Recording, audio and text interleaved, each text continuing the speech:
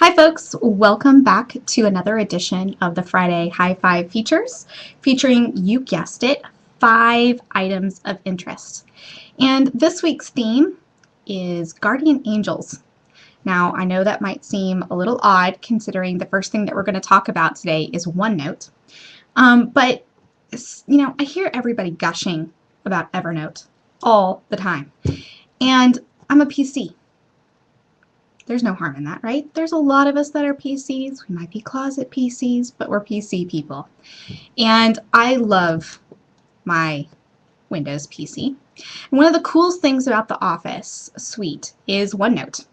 So instead of using Evernote, I really like to incorporate all of my research, all of my notes in OneNote. I keep it all in one location, and I have several different folders for everything that I'm working on, from blog posts, research papers, white papers, just copying and pasting articles so that I can read later on my mobile, because you guessed it, you have a Windows phone.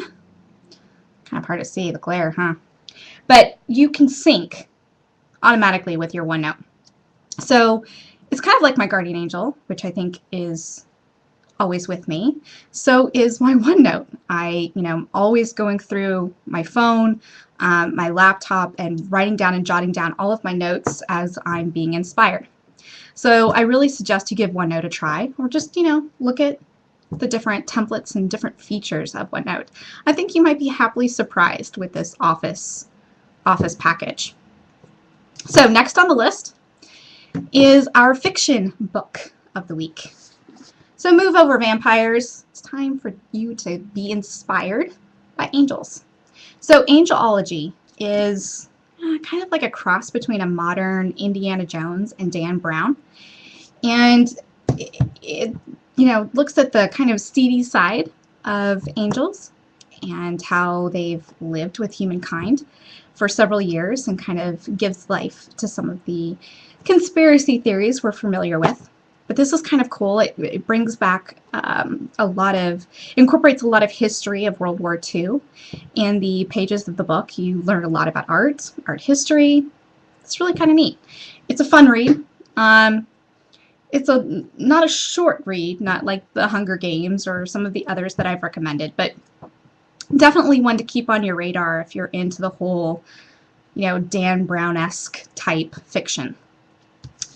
And moving right along with that, so it might not be angels related, but it's historical. And I love this book. This is the museum. It's the behind the scenes of the Met. So some of you may know, but I didn't always aspire to go into public relations, or the evolution of public relations, which is now community management for me. But I wanted to be a museum curator.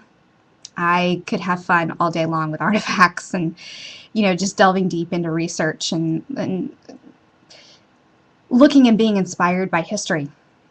And I was actually reading this book for research for a novel that I'm writing, and I just found it fascinating, the life of a museum curator. And I know we talk a lot in the online space about curating knowledge, curating different pieces across the web from artists per se. But this was kind of a good book to, kind of delve back into what used to really inspire me, what used to be my passion, what I thought would be my life's work. So I encourage you to go out and read a book, a nonfiction book that's outside of your business scope. Find something that inspires you, or that used to, really get you going, and doesn't have anything to do with online, doesn't have anything to do with what you're working on right now, but something that you can kind of absorb and feel like that will inspire you for new and original thought. So that's just something to keep in mind. And the post of the week is by Liz Strauss. Hi, Liz. I thought that the post, would you rather have a devil's advocate or a guardian angel on your team, was absolutely brilliant. I always thought when I was younger, and I should say that loosely because, I think a couple of years ago it would have still been applicable, but I thought that, by being challenging and questioning everything, questioning things, was the way to be noticed. Was the way to show my credibility, to show my knowledge, my skill level. And I don't think it really dawned on me until I actually had to manage a team that that approach does not work well with either your team members or your boss. And having more of a guardian angel perspective, being able to question, but doing it in a thoughtful and meaningful way, listening to what other people have to say, listening to their ideas before you just go bombarding and putting in yours, really kind of, this post makes you step back and think, how am I contributing to my team?